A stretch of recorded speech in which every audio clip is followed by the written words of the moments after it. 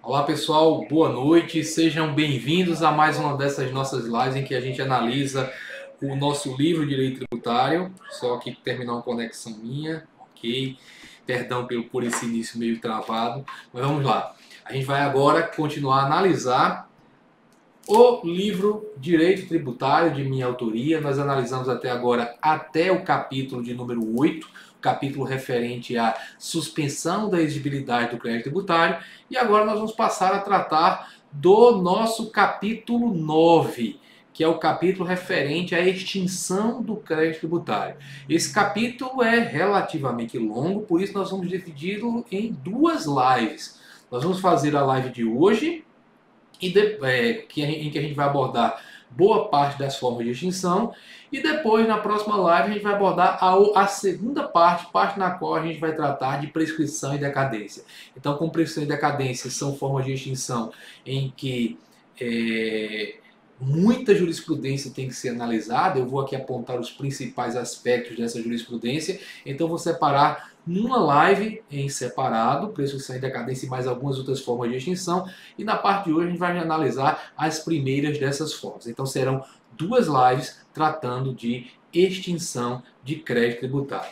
O nosso livro, como a gente já falou, trata dessa matéria no capítulo 9, em que, em primeiro lugar, a gente fala da principal forma de extinção, a mais natural, aliás, forma de extinção das obrigações, que é o pagamento. A mais desejada, pelo menos do ponto de vista do fisco.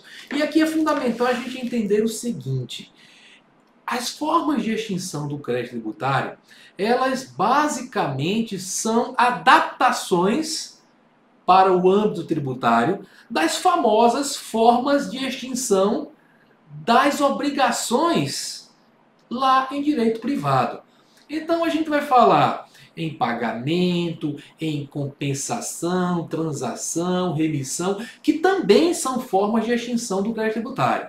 Aí o que é que acontece? O legislador do CTN, ele não vai repetir os conceitos dessas formas de extinção, não vai repetir coisas que estão lá dentro do Código Civil. No Código Tributário, ele vai dizer, ele vai tratar dos pontos em que estas formas de extinção do crédito tributário são diferentes das suas correspondentes lá em direito civil. Então, por exemplo, quando o CTN vai tratar de pagamento, ele vai dizer somente em que pontos o pagamento tributário tem diferenças para o pagamento civil. E dentro desse contexto, quando o CTN começa a tratar da matéria, ele vai falar, em primeiro lugar, da cumulatividade das multas. Lá em direito privado, existem multas cumulativas e multas substitutivas. Você contratou alguém, por exemplo, para fazer um show no São João, magistrada ou promotora, já estou em clima de São João, sou de Campina Grande, né? Infelizmente, estamos todos passando por esse momento difícil da humanidade. Está nesse instante acontecendo uma live do maior São João do mundo, né? Em Campina Grande. Convido vocês para assistir, porque saindo daqui eu vou tomar minha cervejinha, comer minha comida de milho, para trazer pelo menos um pouco de clima de São João nessa época, né? Então, em primeiro lugar, voltando para cá, o CTN vai tratar da cumulatividade das multas. Eu dei um exemplo. Se você contrata um artista para fazer um show, você coloca no contrato, por exemplo, você pode colocar no contrato que se ele não fizer aquele show naquela data, ele vai pagar uma multa de 15 mil reais e fazer um show noutra data. Mesmo nesse caso, a multa ela não substitui o cumprimento da obrigação. Ele vai ter que fazer um show que fora contratado, uma outra data, é verdade, mas vai ter que fazer um show, e além disso, pagar uma multa. Agora, às vezes, por exemplo, você diz, olha, se você não fizer esse show na noite de São João, só me interessa na noite de São João, você vai ter que pagar uma multa de 100 mil reais. E nesse caso, o pagamento da multa substitui o cumprimento da obrigação. Você vai pagar e não vai ter mais que cumprir a obrigação. Às vezes, por exemplo, quando o cara... Às vezes você percebe, se o texto não é claro, até pelos valores você percebe que uma multa é substitutiva ou que uma multa é cumulativa. Se você, por exemplo, pagou para o sujeito 200 mil reais já, para ele fazer o show, e diz, caso você não faça o show, você vai ter que devolver 300, dá para perceber que na prática, devolvendo 300, ele está recompondo os 200 mil que recebeu para fazer o show e pagando mais 100 mil de multa. Então aí é uma multa que vai ser substitutiva do cumprimento da obrigação. Em direito tributário não existe multa substitutiva.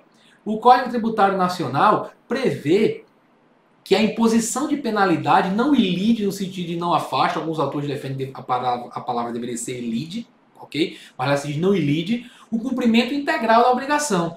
Então, mesmo que a multa seja mais alta do que o valor da obrigação, mesmo nesse caso, você vai ter uma multa cumulativa. Olha, na esfera federal, há previsão, por exemplo, de multa de até 150%. Aliás, inclusive, tem casos que ela pode chegar até 225%. Eu sei que isso provavelmente não resiste perante o Supremo Tribunal Federal, que já disse há algum tempo que multa de ofício acima de 100% é confiscatória. Mas vejam só, olhando para a legislação, multa de 150%, alguém poderia dizer, multa de 150%, o valor do tributo já está aí dentro. Se eu estou pagando 150% de multa, se o tributo era de 10 mil, eu estou pagando 15 mil de multa, na realidade eu estou pagando 10 mil do tributo e mais os 5 mil da multa. Já está aí dentro. Como eu falei que pelo valor, às vezes dá para perceber que a multa é substitutiva, como naquele exemplo que eu falei, o cara recebeu 200 mil para fazer um show, vai devolver 300. Então a multa já estaria aí dentro, a obrigação também já estaria aí dentro, a obrigação de devolver aquele valor. Em direito tributário isso não existe. Você vai ter que pagar a multa de 10 mil, vai ter que pagar o tributo de 10 mil e mais a multa de 15. É confiscatório, então vá para o judiciário pedindo que seja reconhecido o caráter confiscatório da multa. Mas dizer que, porque a multa é maior do que o valor da obrigação, ela é substitutiva do cumprimento da obrigação, não, porque o CTN prevê, numa dessas regras que diferenciam o pagamento tributário do pagamento civil, prevê que a imposição de penalidade não ilide o cumprimento integral da obrigação tributária. É bom lembrar também que não vale em direito tributário aquelas presunções que a gente vê em direito civil. Quando o pagamento em direito civil é composto em prestações, você comprou em 10 prestações e você tem nas mãos o comprovando do pagamento da quinta, há uma presunção de que você pagou as anteriores também. Em direito tributário não existe isso. Se você pagou uma prestação, não há presunção de que você pagou as outras prestações em que se decompõe o débito. Se você pagou o IPTU de 2020, não há presunção de que você pagou de 2019, nem há presunção de que você pagou a taxa de lixo de 2020, não, nem créditos relativos ao mesmo tributo, nem créditos relativos a outros tributos. Isso significa, na prática, o quê? Guarde seus comprovantes. O CTN, inclusive, diz que você tem que guardar todos os comprovantes de pagamento até que ocorra a prescrição dos créditos correspondentes. Então, tem que guardar os comprovantes. Não basta guardar o 10º para dizer que é a presunção de que as 9 prestações anteriores estão pagas. Guarde todos os comprovantes. Além disso, o Código ao tratar de pagamento, ele traz 3 regras subsidiárias. E eu chamo hoje de subsidiárias porque estas regras só serão aplicáveis caso não haja previsão específica na legislação daquele tributo, daquela esfera federativa. Então, claro, quem vai dizer qual é o prazo para pagamento vai ser a legislação de cada tributo. Se a legislação não disser, esse prazo vai ser de 30 dias contados na notificação de lançamento. Então, lhe notificaram para pagar o IPTU e a legislação não diz qual é a data, você tem 30 dias a partir da data em que você recebeu aquela notificação. Isso é subsidiário. Já falei para vocês que só vale caso a legislação não diga o prazo para pagamento. Vai se falar também que, claro, quem define a taxa de juros aplicável é a legislação de cada ente federado. Só que se ela não definir, essa taxa vai ser de 1% ao mês. Hoje em dia é bem escorchante isso, né? A gente está com uma taxa de juros básica da economia em 2,25%, né? Mas seria bem escorchante. Mas a gente tem que lembrar que se a lei não disser qual é a taxa de juros, vale aquela taxa de juros prevista no CTN, que é de 1% ao mês. Aqui uma decisão importante do Superior Tribunal de Justiça tem que ser lembrada. Já teve caso de Estado que não previu, por exemplo, qual seria a taxa de juros para pagamento em atraso do IPVA e, como não previu, resolveu aplicar a taxa Selic, que é aplicada na esfera federal. O STJ diz 2 coisas a respeito disso. Primeiro, é legítima a decisão do Estado ou do município que coloquem na sua legislação que a taxa de juros que vai ser utilizada lá em matéria tributária vai ser a taxa Selic. Por que isso teve que ser decidido? Porque há quem defenda que isso seria agressivo ao próprio Pacto Federativo, porque o Estado, ao decidir usar a Selic, ele se põe a reboque da decisão do Copom, do Comitê de Política Monetária. A decisão do Copom praticamente é a decisão do Banco Central, porque o comitê é composto pelos diretores do Banco Central. Então o órgão federal vai acabar dizendo que a taxa de juros é aplicável no Estado. Mas o Supremo diz que isso não traz nenhuma agressão à autonomia do Estado e, portanto, não traz agressão à federação. Afinal de contas, o Estado não é obrigado a fazer isso. Ele adere à taxa Selic se quiser e, na hora que quiser, ele sai. Muito bem, pode sim aderir à taxa Selic. No entanto, o que não se aceita é que o Estado use a taxa Selic sem previsão legal. Ah, já que não há previsão legal, lembra que o STJ disse que pode usar Selic? Vamos usar. Já teve um Estado que fez isso, o STJ não aceita. Se não houve previsão na lei, não pode aplicar Selic. E hoje em dia é bem pior para o contribuinte, né? Não aplicando Selic, vem a taxa de juros pesadíssima de 1% ao mês. Eu nunca imaginei que um dia eu iria dizer que essa taxa de juros era pesadíssima, uma vez que no passado a taxa básica da economia ia muito além disso. Mas muito bem, falei de duas regras subsidiárias, do prazo para pagamento, da taxa de juros, e uma regra que só serve para prova de concurso hoje em dia. Se for aplicada é só num municípiozinho remoto, lá longe, que hoje não faz sentido, a legislação não dá informação, que o CTN resolve se essa informação não existir, né? Porque também é a lei que diz onde vai ser feito o pagamento. Hoje em dia a legislação sempre diz que é paga na rede bancária, certo? Mas o CTN diz que se a legislação absurdamente não disser onde você faz o pagamento vai ser feito em qualquer repartição do credor que tenha jurisdição, né, que esteja em cuja circunscrição estiver o domicílio do contribuinte. Então ele vai procurar qualquer repartição, certo? Então se você recebeu a notificação para pagar o IPTU, não lhe deram prazo, você não sabe, a legislação não diz qual é a taxa de juros, nem se diz onde você vai pagar, então você tem 30 dias para procurar uma repartição do ente tributante e fazer o pagamento. E se você não o fizer, a taxa de juros a que você estará sujeito será de 1% ao mês. São 3 regras subsidiárias. Na prática, normalmente, os entes federados definem essas taxas de juros, data de pagamento, modo de pagamento, tudo isso é definido na legislação local. Ok? Bem, é bom lembrar também que aqui se deixa claro no CTN que os efeitos da mora em direito tributário são automáticos, ou seja, passou o dia da data de pagamento, automaticamente vem os acréscimos legais, juros, multa, correção monetária. Tem gente que fala que hoje em dia não tem mais correção monetária, é porque na esfera federal, por exemplo, que é copiado por praticamente todos os entes federados, adota-se a taxa Selic, e a taxa Selic é uma combinação de juros mais correção. Está tudo ali dentro, então tem uma correção monetária que está embutida dentro da taxa Selic. Não pagou no prazo, vai pagar no dia seguinte, já começa a crescer esses acréscimos legais, né? Já começa a aditar ao crédito esses acréscimos legais. Isso é automático e o CTN deixa claro que isso não acontece caso, tá, eu analiso isso na página 520, né? Caso o contribuinte tenha protocolizado um processo de consulta, né? Se ele tem uma dúvida que ainda não foi solucionada para ele mesmo, uma dúvida razoável acerca da interpretação da legislação tributária, e da solução daquela dúvida, ele vai depender o que ele tem a pagar, se ele tem a pagar ou não, o montante, como vai pagar. Então, se ele protocolizou o processo de consulta antes de vencer o prazo para pagar, quando a consulta for solucionada, ele vai ter o direito de pagar sem esses efeitos da mora, certo? Sem esses acréscimos legais. Atenção, ele tem que formalizar a consulta dentro do prazo para pagar o tributo. Se o prazo termina hoje, ele formula a consulta amanhã, infelizmente para ele, essa consulta não vai ter o efeito de suspender a incidência desses acréscimos legais. Muito bem, uma regra muito cobrada em prova é a regra da imputação em pagamento, que é prevista lá no Código Tributário Nacional, e a gente explica na página 523, a partir da página 523. Também é uma coisa que tem relevância prática mais para a prova do que para o mundo concreto.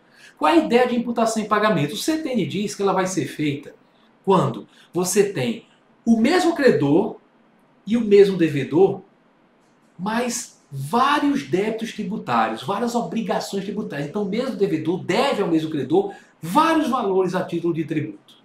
E o valor que ele oferece para pagar não é suficiente para quitar todas essas obrigações, todos esses créditos tributários que ele deve. Então, nesse caso, vai ser feita uma imputação em pagamento. Vai se dizer que aquele valor vai quitar os créditos A, B, C e D. Na prática, isso não funciona bem desse jeito, porque o sujeito, ele preenche a guia de arrecadação, por exemplo, na esfera federal preenche o DARF, colocando o código da receita, período de apuração, de forma que ele discrimina de maneira clara. Eu quero pagar o imposto de renda com apuração trimestral de tal período. E paga. Então não é necessária essa imputação. Mas em prova se pergunta como se faz essa imputação. E na prática, há alguns poucos casos em que ela acontece. Por exemplo, no processo de falência. No processo de falência tem a sequência dos credores, quem tem prioridade sobre quem. A lei vai dizer que primeiro você paga os créditos extraconcursais e as importâncias passivas de restituição. Aí vem os concursais, dos concursais primeiro os trabalhistas e acidentários. Depois é que vem o crédito com garantia real. Para aí sim vir o crédito tributário. Só que neste instante, quando chega o momento de pagar o crédito tributário, pode ser que o patrimônio que ainda resta do devedor não seja suficiente para pagar tudo o que ele deve. Aí você vai usar duas regras. Primeiro, uma regra que aparece lá na frente, que é uma regra que fala da preferência que tem a União. Nós vamos comentar essa regra, mas quando estivermos tratando de garantias e privilégios do crédito tributário, a gente vai ver que não dá para pagar todo mundo. O Supremo considera constitucional uma regra que tem no CTN que diz que primeiro pague a União e suas autarquias. O Supremo diz que isso é constitucional. A União editou o CTN e disse: se tiver farinha pouca, meu pirão primeiro, paga primeiro a União. Só que o dinheiro que ele tem para pagar a União pode não dar para pagar todos os tributos. Aí sim você vai usar a regra de imputação e pagamento prevista no CTN. E a regra é basicamente a seguinte: primeiro você paga os créditos de obrigação própria, depois os decorrentes de obrigação tributária, de responsabilidade tributária. Então é assim, se você deve alguns créditos como contribuinte e outros como responsável, em primeiro lugar você paga aqueles dos quais você é contribuinte. Só se sobrar grana é que você vai para os débitos dos quais você é responsável. Pode ser que você deva 2 débitos, nos 2 você seja contribuinte. Então a regra do inciso 1 não resolve. Aí você vai para o inciso 2, que eu costumo dizer que esse inciso 2 fala da ordem inversa do grau de retributividade. Que o inciso 2 fala primeiro as contribuições de melhoria, depois as taxas, depois os impostos. Isso surpreende muita gente, né? Porque todo mundo imagina logo que em primeiro lugar tem que pagar os impostos. Os impostos são mais famosos, mas a questão aí não é na ordem da fama. Primeiro que tiver mais fama. Não. É pelo grau de retributividade. Do maior grau de retributividade para o menor. Vejam que de todos os tributos existentes no ordenamento brasileiro, a contribuição de melhoria é aquela que é o tributo que tem o maior grau de retributividade. É uma clara retribuição. O Estado fez uma obra e teu patrimônio contribuinte, o teu patrimônio pessoal aumentou. Porque teu imóvel se valorizou. Então, quando você paga, é claramente uma retribuição por um aumento patrimonial seu. Se você não paga, estará configurado um enriquecimento sem causa. Bem, depois da contribuição de melhoria, quem tem o maior grau de retributividade são as taxas. Porque taxa é sempre taxa de alguma coisa. Taxa pela coleta domiciliar de lixo, taxa pelo exercício do poder de polícia, então você paga por uma atuação do Estado. Também tem um grau de retributividade. Por isso, há alguns teóricos que defendem que taxa e contribuição de melhoria não teriam sequer contribuintes. Deveriam ser chamados de retribuintes. Olha que bonito, retribuintes. A Sueli está dizendo que não está achando a live anterior. Eu vou conversar com o pessoal da Podium para ver o que é que aconteceu para que ela seja disponibilizada no YouTube, para que vocês acompanhem com relação a todos os capítulos essas dicas que eu estou dando. Bem, então, em primeiro lugar, contribuição de melhoria, o mais retributivo, depois taxa, que é menos retributivo, depois é que viria imposto. Mas pode empatar tudo, né? Empatar tudo. Pode ser que você deva 2 débitos como contribuinte, não resolve com o inciso 1. Nos 2, você tenha 2 impostos, para os 2 são impostos, então não resolve com o inciso 2. Aí você vai para o inciso 3, na ordem crescente dos prazos de prescrição. Vejam que é bem lógico, né? Ordem crescente do prazo de prescrição, do menor prazo de prescrição para o maior, porque o que tem menor prazo de prescrição, o Estado está mais perto de perder. Então ele quer mais rápido, certo? Agora, além disso, atenção, Se na remota hipótese de empatar tudo, até o prazo de prescrição é igual, aí vale a regra do olhão. O Estado bota o olhão e diz o maior primeiro. Então, na ordem decrescente dos montantes. Cuidado que as bancas adoram inverter isso que a gente está falando. Porque um é na ordem crescente, o outro na ordem decrescente. Mas não se confunda. Basta você raciocinar. Prazo de prescrição, claro que o Estado vai querer receber o que tem prazo menor primeiro. É do menor para o maior. E quanto aos montantes, imagine alguém dizendo para você, eu tenho dois débitos para lhe pagar, um de 100 mil e um de 1.000. Quer receber qual primeiro? Eu pago logo de 100 mil. Né? Então, na ordem inversa dos montantes. Isso eu estou citando com carinho, porque apesar de ter pouca importância prática, tem muita importância na prática de prova. E aí vem de todo o capítulo sobre pagamento a parte mais importante, que é a de repetição de indébito, a devolução do tributo pago indevidamente. Dentro desse capítulo eu destaco, dentro desses tópicos eu destaco a questão referente à repetição do tributo indireto. O tributo indireto é aquele que permite a repercussão econômico-financeira do seu encargo. O que significa isso? Quando você trabalha em cima do IPTU, se eu sou proprietário de imóvel, eu tenho que pagar meu IPTU. Eu não tenho como passar oficialmente esse IPTU para quem compra minhas mercadorias. E aqui eu quero chamar a atenção do seguinte.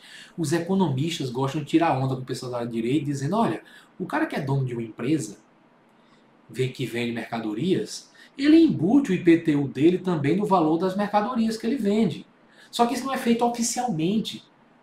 O IPTU é um tributo em que o proprietário do imóvel é quem tem que fazer o pagamento. Não há como você colocar na nota fiscal do sujeito, sobre essa mercadoria você está pagando tantos centavos para ajudar o dono do estabelecimento a pagar o IPTU.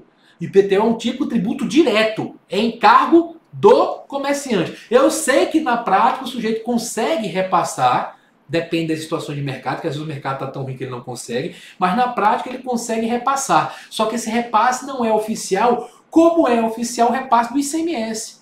O ICMS é um tributo indireto por excelência. Ele repassa oficialmente o encargo. Você pega a nota fiscal e lê. Quando você lê lá, já está dizendo de maneira clara que sobre esta mercadoria você está pagando 18% a título de ICMS. Se você pagou R$1.000 pela mercadoria, R$180 são de ICMS. E aí qual é o problema? Se por um acaso esse comerciante não percebeu que havia, por exemplo, um benefício fiscal, suponha que havia um benefício fiscal na legislação do ICMS dizendo que sobre aquela mercadoria o ICMS ele vai incidir somente sobre 50% do valor da venda. Há uma redução de base de cálculo. Então, se ele vendeu por R$1.000, ele vai calcular o ICMS de 18% sobre R$500. Então o ICMS seria só de R$90. Só que ele repassou para o consumidor um encargo de 180. Entregou para o fisco 180 quando o fisco só teria o direito de receber 90. Aí vem a pergunta, ele tem direito à restituição? Bem, durante um tempo o STF chegou até a simular o entendimento de que não cabe restituição de tributo indireto, justamente porque o encargo é repassado para o consumidor. Se o contribuinte de fato, que é o consumidor, sofre o encargo e o contribuinte de direito, que é o comerciante, pede a restituição para ele, o comerciante vai ter um enriquecimento sem causa. Ele calculou o tributo errado e ainda pediu a restituição para ele, paciência. Então foi o que aconteceu com o passar do tempo. E tinha um detalhe, né? Aí o pessoal trazia nesse caso um argumento óbvio. Ora, se não restituir, tem enriquecimento sem causa. É verdade do comerciante. Mas se restituir, tem enriquecimento sem causa do comerciante. Mas o pessoal dizia, mas se não restituir, vai ter enriquecimento sem causa do Estado. Aí o judiciário dizia, se não houver como evitar o enriquecimento sem causa, que ele seja do Estado, porque pelo menos beneficia toda a coletividade. Argumento absurdo, absego e abmudo, o que levou mais à frente o CTN a prever expressamente a possibilidade de restituição do tributo indireto. Ele prevê no artigo 166, prevê que essa restituição vai ser feita em dois casos. Vai ser feita quando o contribuinte de direito, né, quando o cara que pagou o tributo, comprovar que não transferiu o encargo, o que é difícil de acontecer, porque podendo transferir oficialmente ele transfere. Ou, segundo caso, quando ele comprovar que está autorizado por quem sofreu encargo a pedir restituição. Então ele conversa com as pessoas que adquiriram suas mercadorias, por exemplo, o comerciante, cada um assina uma autorizaçãozinha e ele pode fazer o pedido de restituição. Certo? É esse o entendimento que foi incorporado ao CTN e que passou a ser aplicado na prática.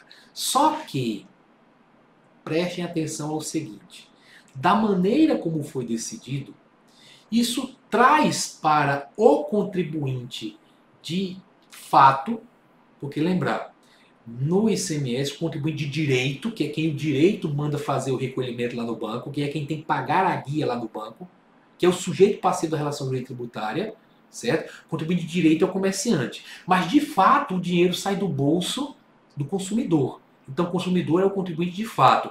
Ele sofreu impacto. E da maneira como está regulamentado no CTN, ele não tem como ele mesmo pedir a restituição. Eu sempre defendi, inclusive, doutrinariamente, que quando o CTN fala a restituição vai ser feita a quem prove ter assumido o encargo, isso não é uma regra que é para aplicar somente para o caso em que o comerciante comprove não ter transferido o encargo, como eu falei aqui. Eu falei aqui porque a interpretação oficial dada é essa. O comerciante comprovar que não transferiu o encargo.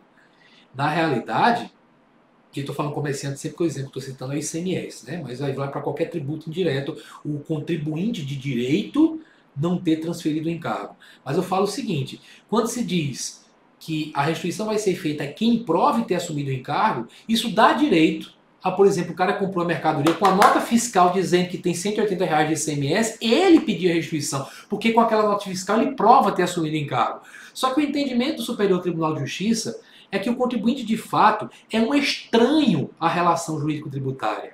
A relação jurídico-tributária se instaura no ICMS entre o Estado de um lado e o comerciante de outro. O bobo do contribuinte de fato, que é quem adquiriu a mercadoria, nós, né, consumidores, nós somos estranhos à relação jurídico-tributária. Apesar de tomarmos a pancada do ICMS que o comerciante calculou errado, nós não teríamos como pedir restituição. Então, regra no STJ é que o contribuinte de fato é um estranho à relação jurídico-tributária, não pode fazer pedido de restituição. Mas essa regra tem uma exceção na jurisprudência do próprio Superior Tribunal de Justiça. O STJ julgou julgou alguns casos referentes à energia elétrica.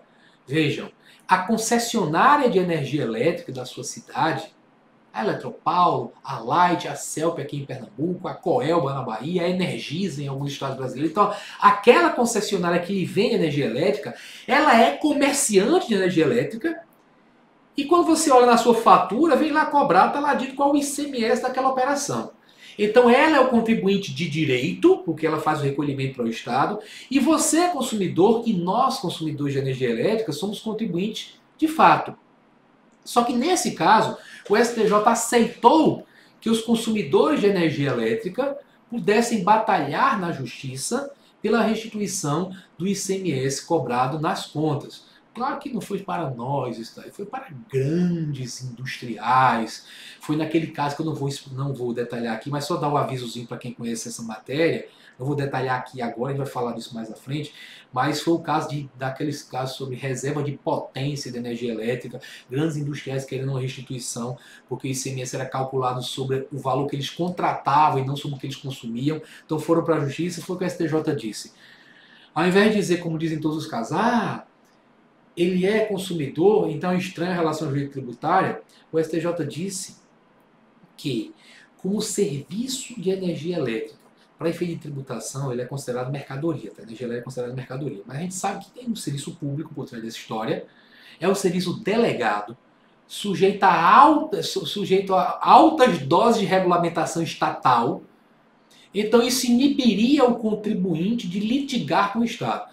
Apesar de que, na prática, a regulamentação é federal, né? Enquanto a ICMS, a discussão é com o Estado. Mas vamos lá. Como a alta regulamentação, o contribuinte de direito, que seria a concessionária de energia elétrica, não iria ir para a justiça para brigar por restituições para entregar na prática para o consumidor, porque o consumidor iria chegar lá, olha aqui, autoriza você litigar por mim, você litigar para pedir restituição disso, mas depois me dê a restituição, claro, porque calculou errado isso daí. Certo? Então, na realidade, o STJ diz, nesse caso, aceita-se que o consumidor, contribuinte de fato, vá buscar na justiça a restituição. Costumo dizer que isso pode ser cobrado em prova de duas maneiras. Pode cobrar, falando exatamente desse caso, que o consumidor de energia elétrica pode buscar a restituição do ICMS pago indevidamente, apesar de ele não ser o contribuinte de direito, ou pode cobrar em termos de tese. Tese. Dizer assim, quando o serviço é um serviço público sujeito à regulamentação estatal, o tributo indireto pode ter sua restituição pleiteada, tributo indireto indevidamente pago, ou pago a maior, pode ter sua restituição pleiteada diretamente pelo contribuinte de fato, pois o contribuinte de direitos estaria inibido de buscar, de litigar com o Estado para pleitear tal restituição. Isso pode ser cobrado assim também, mas acredito que a maneira mais provável de cobrar é dizendo exatamente, falando exatamente do caso julgado, que foi um caso relativo à energia elétrica. O Silvino diz: professor, poderia explicar um pouco mais o porquê a parte a quem prove ter assumido referido encargo diz sobre o contribuinte de direito, porque este não poderia ser o contribuinte de fato. Silvino, sua pergunta por que este não poderia ser o contribuinte de fato vai exatamente na mesma linha do que eu disse que defendo.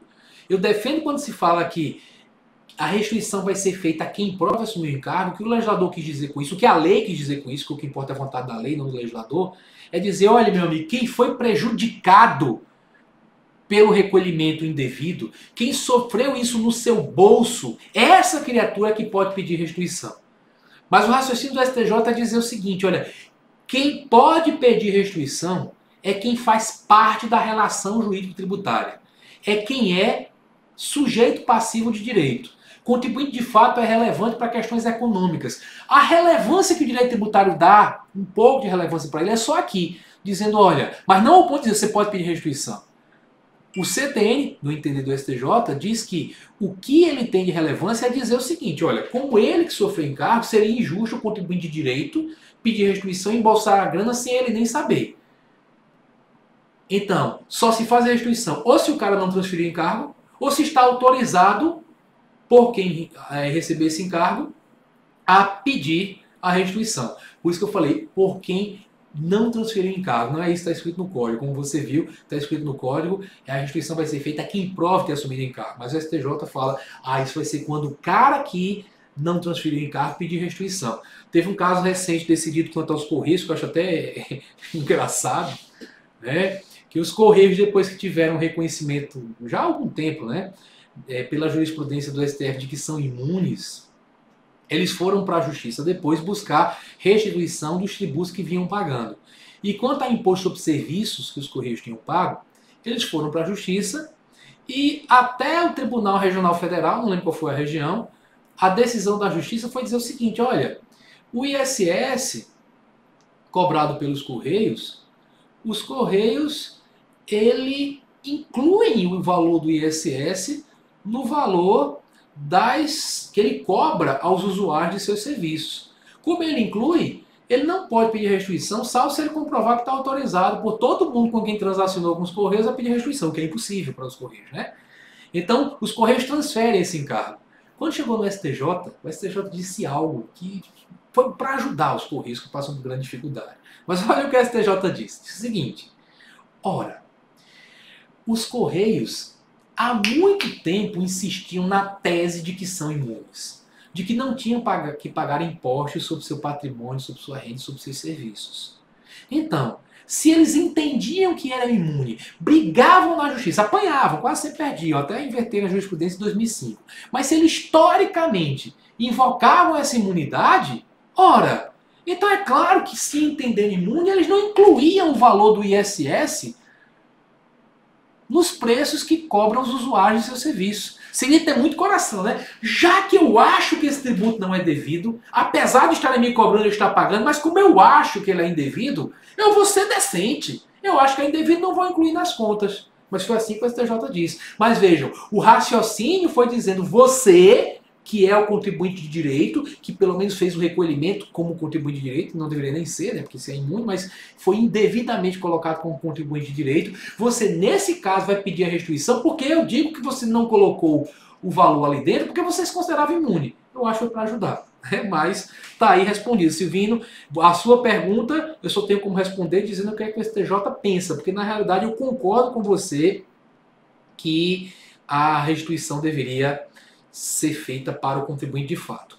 O Ilmo Moreira certamente está estudando bem, porque fez uma pergunta aqui capciosa. Falou da substituição tributária progressiva, quem tem legitimidade como contribuinte de direito. Na realidade, o que é que acontece? Substituição tributária progressiva.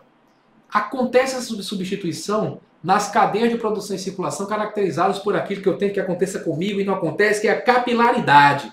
São cadeias que vão abrindo. Então pega uma fábrica da Ambev, que vende para várias distribuidoras. Cada distribuidora vende para vários bares, restaurantes, supermercados. Cada bar, supermercado e restaurante vende para felizes consumidores que estão lá assistindo a live e comemorando o São João de Campina Grande. Então, uma só fábrica da Ambev alimenta, isso é alimento, Wilmo, alimenta vários consumidores. Aí o que é que acontece? O ICMS da operação da Ambev, o ICMS incide em cada uma das etapas. Venda da Ambev para a distribuidora, da distribuidora para o restaurante, por exemplo, o restaurante para o consumidor. Só que a legislação prevê que a Ambev vai pagar todo o ICMS da cadeia produtiva já na primeira venda. Então cobra tudo antecipado. A Ambev vendeu para a distribuidora e já se cobrou o ICMS até da venda lá no bar. Tudo antecipado. Mas às vezes acontece de o fato gerador que foi presumido, porque você presumiu que um dia a cerveja vai ser vendida no bar, ele não acontecer. Caminhão de cerveja capotou, destruiu tudo, perdeu a validade, foi devolvido. Bem, não foi feita a venda. Então o ICMS que foi pago antecipado tem que ser devolvido. Tem que ser devolvido. E aí vem a questão. Tecnicamente, quem recolheu, quem está com comprovante de recolhimento para os cofres públicos é a Ambev. Porque ela recolheu o ICMS da cadeia produtiva toda. Ela não sofreu esse encargo não, tá? Ela repassou o encargo todo para a distribuidora. Depois a distribuidora repassou tudo que é encargo para bares, restaurantes, supermercados. E esses aí repassaram tudo para o consumidor. No final sempre fica tudo com o consumidor. Certo? Sempre o consumidor assume o encargo tudo. Mas se foi recolhido antecipadamente e o caminhão capotou, não houve os fatos geradores seguintes, o ICMS vai ter que ser devolvido. Pelo que nós acabamos de falar, o normal seria a restituição do ICMS ser feita a Ambev, que está aqui com o comprovante que fez o recolhimento. Só que já começa a ter alguns detalhes, né? Quanto à venda da Ambev para a distribuidora, a Ambev já seria o contribuinte. Mas a venda da distribuidora para o bar e do bar para o consumidor, a Ambev está pagando, mas não como contribuinte, porque ela não está vendendo mercadoria mais. Está pagando como responsável. Mas o natural seria o sujeito passivo de direito, que é a Ambev, fazer o pedido de restituição. Só que nesse caso, meu amigo Wilmo, nesse caso você achou uma exceção, porque está dentro da própria lei. Da Lei Complementar 87 de 96, que é a Lei Candir, que trata do ICMS, que a lei vai muito bem nesse aspecto. Diz que quem pede restituição não é o substituto. Veja, a Ambev está substituindo quem está para frente. Por isso é substituição tributária para frente ou progressiva, como falado pelo Will. A Ambev é substituta. Mas os outros são substituídos. Distribuidora é substituída pela Ambev, os bares, restaurantes, supermercados são substituídos pela Ambev também. Só que por que nesse caso sabe quem vai pedir restituição substituído? O legislador percebeu, pô, peraí. A Ambev vendeu para a distribuidora. Colocou no preço de venda o ICMS todo da cadeia produtiva. A distribuidora está com encargo no bolso. Eu costumo dizer que essa história de substituição é como aquela brincadeirinha de criança que fica com uma bola ou qualquer outro pacote, por exemplo, a música tocando e um passando para o outro bem rápido. Quando a música para, quem tiver com o pacote na mão é que ficou com um pepino, né? Está eliminado, ou a bomba explodiu, ou coisa do gênero. Aqui, a Ambev passa o encargo todo para a distribuidora, que passa o encargo todo para o bar, que passa o encargo todo para o consumidor. A diferença é que a bomba normalmente morre na mão do consumidor. Só que se acontecer algo de diferentão no mundo, a cerveja, como eu falei, o caminhão capotou, destruiu tudo, ou capotou perto do Itaquerão, a Fiel levou tudo. Então, nesse caso, vejam que, se veio para a distribuidora, quando saiu o caminhão da distribuidora, perdeu-se tudo, a distribuidora que ficou com o pepino na mão. A distribuidora que bancou aquele encargo todo quando comprou a mercadoria. Aí, nesse caso, a distribuidora que é substituída pode pedir restituição. Veja que é um caso em que quem sofreu o encargo, não é o contribuinte de direito, mas sofreu o encargo, vai fazer o pedido de restituição. Muito obrigado pelo exemplo, Wilmo. Obrigado também por dizer que meu fã. Muito obrigado mesmo, que me permitiu explicar uma coisa aqui bem importante, tá? Mas vamos lá. Restituição feita dessa forma. Agora, quanto ao prazo para pedir restituição, o CTN deixa claro que a restituição deve ser feita em 5 anos. Só que ele fala em 5 anos contados da data da extinção do crédito. Falando do artigo 68, inciso 1. Extinção do crédito. No passado, houve uma grande controvérsia sobre qual seria o momento da extinção do crédito no lançamento por homologação. Porque vejam, lançamento por declaração e lançamento de ofício têm em comum o fato de que quem calcula o tributo devido é o Estado. No lançamento de ofício, o Estado já tem os dados, ou ele busca os dados e faz o lançamento. No lançamento por declaração, um contribuinte ou um terceiro dá para os Estados os dados na declaração, o Estado calcula o tributo, mas é o Estado que calcula. Então ele calculou, ele notificou, você pagou, está extinto o crédito. Então, nesse caso, 5 anos da data do pagamento, não há dúvida. No lançamento por homologação, quem calcula o tributo devido e antecipa o pagamento é o próprio contribuinte. Então aquilo ali tem uma probabilidade maior de estar errado. Normalmente eles erram para menor. Então tem uma probabilidade de estar errado. Aí o que acontece nesse caso? O CTN vai dizer que a extinção do crédito ela só é definitiva quando houver a homologação do pagamento que foi feito. Então, na realidade, acontece o fato gerador, o contribuinte paga, a homologação normalmente é tácita, porque o Estado não fica mandando notificação, concordo com o que vocês disseram, ela é tácita, 5 anos do fato gerador. Então, o cara fez o pagamento, 5 anos depois é que está extinto, não conta os 5 anos do pagamento não, tá? Conta os 5 anos da data do fato gerador. Mas como é próximo do pagamento, então, do pagamento, quase 5 anos depois, é que é a extinção definitiva do crédito. Aí o que o STJ dizia? Como o prazo, pelo artigo 168, inciso 1, ele é de 5 anos da data da extinção, então valia aí a tese dos 5 mais 5. Vê se você me entende. Fato gerador em 2010, a homologação só em 2015, o cara pagou em 2010 ainda, em janeiro de 2010. Então a homologação em 2015, aí o cara teria 5 anos a partir de 2015 para pedir restituição, e ia bater lá em 2020. Só que, mesmo antes da homologação, mesmo ainda não estando contando os 5 anos, o cara já pode pedir restituição. Ele pagou, acha que é indevido, pode pedir restituição. Então o contribuinte tinha praticamente 10 anos para pedir restituição. Era a tese dos 5 mais 5. Aí foi o que o Poder Público fez, depois de tentar e só tomar pancada. Já que estamos em São João, aqui no Nordeste, vou me perder usando a expressão nordestina, só tomar lapada no STJ, o governo fez o que faz quando perde, né? Muda a lei. Só que nesse caso fez uma sacanagem maior ainda. Ao invés de mudar o artigo 681 do CTN, colocar lá onde está escrito da data da extinção, aí colocar da data do pagamento, inclusive no lançamento por homologação, ele não fez isso. Porque se ele fizesse isso, claramente a legislação tributária teria aplicabilidade só para os fatos dali para frente. Não iria retroagir. Só que o governo queria retroagir. Tem muita gente que gosta de uma coisinha retroativa, né? O governo queria que esse prazo ser de 5 anos da data do pagamento valesse também para as ações já ajuizadas. Imagina a sacanagem. Desculpa a expressão, eu estou falando muito feio hoje, é que eu estou empolgado com o São João. Mas imagine meu amigo Silvino, está aqui nos acompanhando, que você fizesse um pagamento que você acha depois, eu acho que paguei a maior, conversa com seu advogado, aí você tem direito de ir para a justiça buscar restituição. Aí você chega para o seu advogado e fala assim, meio como Daniela Mercury, quanto tempo tenho para pedir essa restituição? Aí você, sabendo da jurisprudência, você diz, olha, o fato gerador agora você tem quase 10 anos. 5 mais 5, você não explica para ele não, né, mas mais quase 10 anos. Aí, você como advogado, né, o advogado me explicou, né, 10 anos. Aí eu fico tranquilo, né, 10 anos. Aí passam uns 6 anos, aí sabe uma coisa? Eu não estava querendo litigar não, mas eu estou precisando daquela grana, ele disse que eu tinha 10 anos, agora deve ter uns 4. Vou chamar o advogado. Olha, amigo, você perdeu o prazo. Por que não? Porque veio uma lei retroativa. Aí você vai dizer, como assim a lei pode retroagir? Ah, pode. Pode, nos casos que a gente já abordou aqui, quando falou do capítulo relativo à responsabilidade tributária, né? A lei pode retroagir em 2 casos, quando é melhor para o infrator e quando for expressamente interpretativa. Aí o governo, né, teve uma ideia, e com ideia na cabeça, em uma Câmara, nesse caso de deputados, nas mãos, o céu é o limite.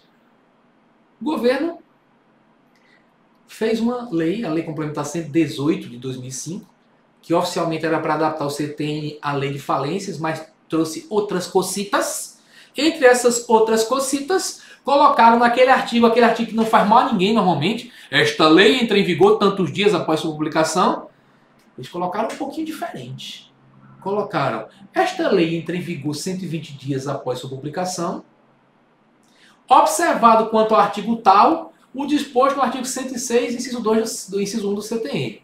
Mas espera aí, ela entra em vigor 120 dias após a publicação, mas tem um artigo que o legislador mandou eu olhar para aquele outro que diz que a lei que é interpretativa retroage. Lei expressamente interpretativa retroage. Retroage quando é melhor para o infrator e melhor retroage quando é interpretativa. Ah, então tem alguma coisa interpretativa aqui que vai retroagir? É. Aí qual é a coisa que vai retroagir?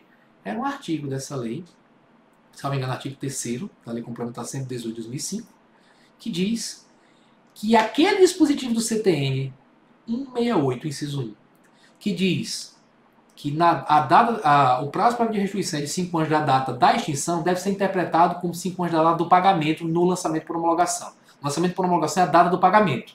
Então você não vai contar os 5 anos mais da homologação, vai contar da data do pagamento. Então a regra vai ser igualada. Para todos os casos, os 5 anos vão ser contados da data do pagamento.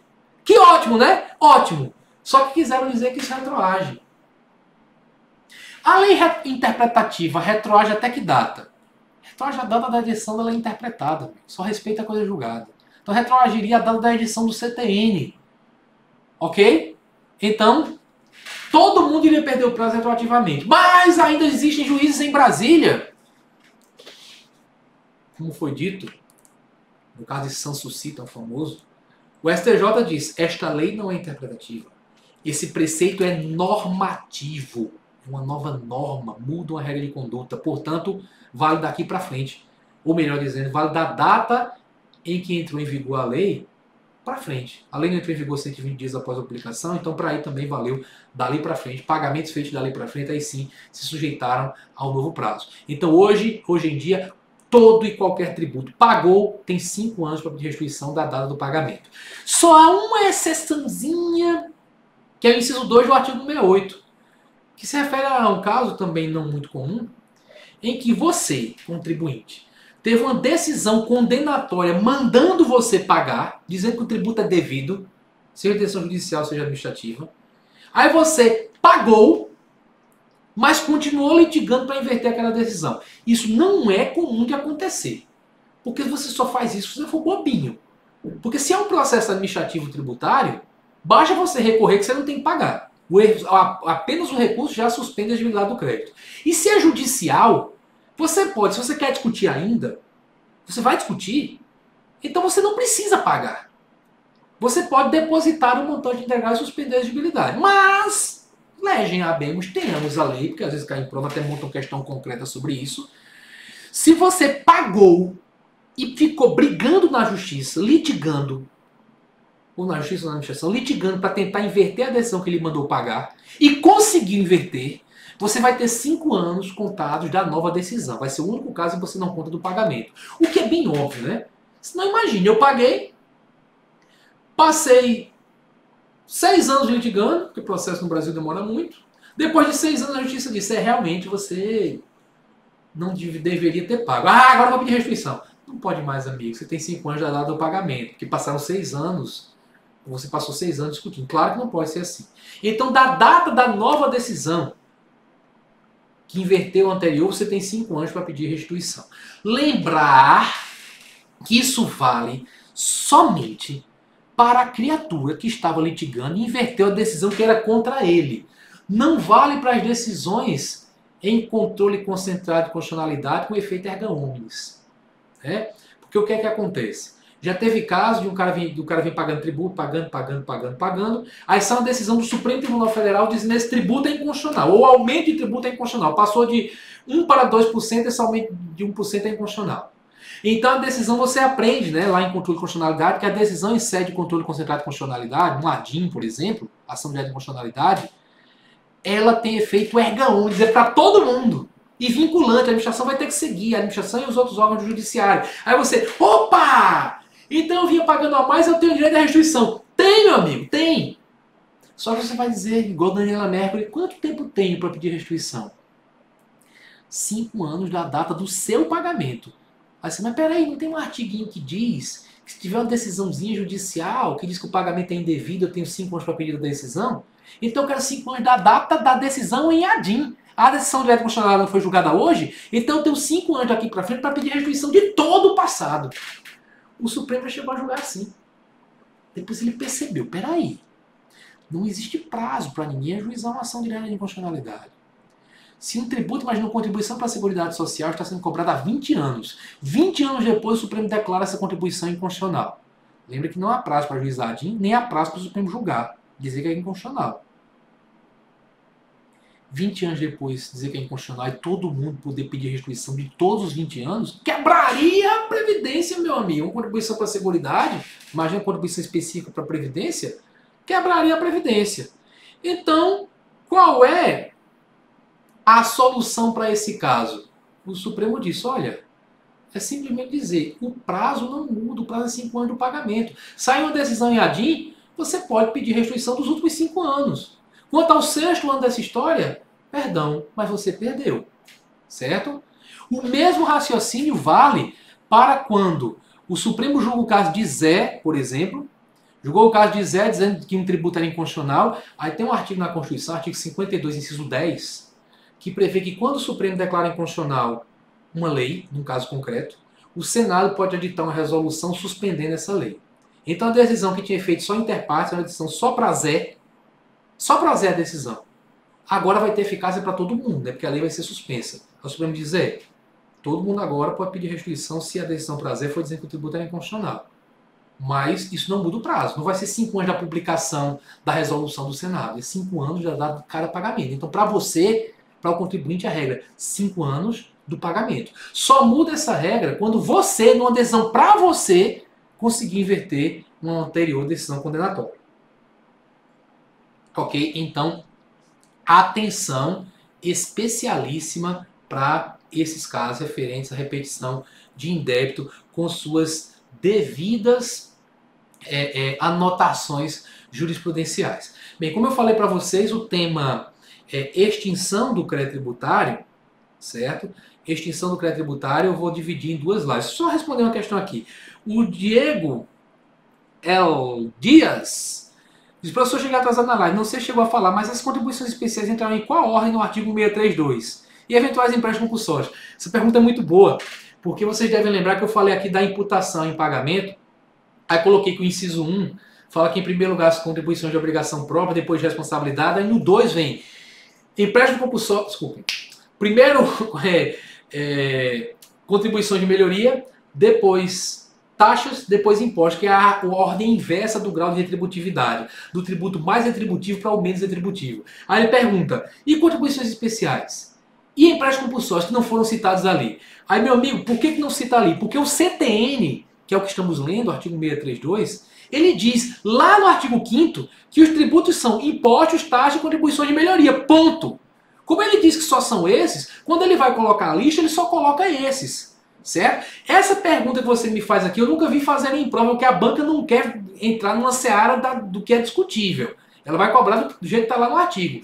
No entanto, se me fizessem uma pergunta dessa, eu acho que seria mais possível numa prova discursiva ou numa prova oral. Quem faz concurso da área jurídica tem que fazer prova oral em alguns casos. Eu iria dizer o seguinte, deve ser mantido o critério que orientou o legislador na criação dessa ordem, o grau de retributividade. Então, empréstimos compulsórios e contribuições especiais são tributos não retributivos, porque seus fatos geradores são manifestações de riqueza. O Estado não lhe cobra uma contribuição especial como a contribuição sobre o lucro líquido como pagamento por algo que ele fez para você. É diferente de empréstimo compulsório, desculpe, é diferente da contribuição de melhoria e das taxas, em que o Estado fez algo e está cobrando por este algo. Então, empréstimo compulsório e contribuições especiais, na tripartição, eles têm natureza de impostos, né? Porque os seus fatos geradores são fatos geradores que independem de qualquer atuação estatal específica relativa ao contribuinte. Já falei para vocês que pela teoria da tripartição, empréstimo compulsório seria somente o quê? Um imposto, só que o imposto é instituível. Contribuições especiais seriam impostos, mas impostos o quê? Com destinação específica. Então, como eles seriam impostos pela tripartição, você tem que ler o artigo como sendo tripartição. Então, tripartição, imposto, taxa e contribuição de melhoria. Dentro da tripartição, primeiro contribuição de melhoria, depois taxa, depois impostos. Se empréstimos compulsórios e contribuições especiais são impostos pela tripartição, eles vão lá para a terceira colocação junto com os demais impostos. Aproveitando que eu já falei de algumas expressões nordestinas hoje, eu vou falar de outra, né? Aqui no Nordeste, quando você vai lá para a última colocação, o pessoal diz, você vai lá para o rabo da gata. Quando alguém quer entrar numa fila na frente, meu filho, aqui obedeça a fila. Vá lá para o rabo da gata. Então, empréstimo compulsório e contribuição especial, no meu entender, iria lá para o rabo da gata. Responderia isso com toda tranquilidade, fundamentando bem como acho que eu fiz aqui. Certo? Numa prova objetiva seria mais difícil perguntar, porque o CTN não traz a solução, porque, como falei, ele adota a teoria da tripartição. Esta foi apenas a primeira live sobre extinção de crédito tributário, porque extinção de crédito tributário tem um bocado de coisas. Então, a nossa próxima live, na próxima terça-feira, vai ser também sobre extinção de crédito, porque a gente vai ter muita coisa para falar, por exemplo, sobre prescrição e decadência. É jurisprudência pra caramba. Eu vou ver se eu faço em outra live, talvez até divido o capítulo em 3, porque esse capítulo é bastante longo, ok? Muito obrigado mesmo. E agora eu vou curtir o São João da minha cidade, da minha terra, São João do Campina Grande, pelo menos na live, né? O que é que nos permitem hoje, tomar minha cervejinha. Vou engordar um pouquinho, né? Porque cerveja com pamonha vai dar uma engordada boa, mas vou ser feliz por esses dias, deixo a dieta para depois. Beijo no coração, beijo mesmo. Muito obrigado por me acompanharem e até nossa próxima live. Bons estudos. Tchau, tchau.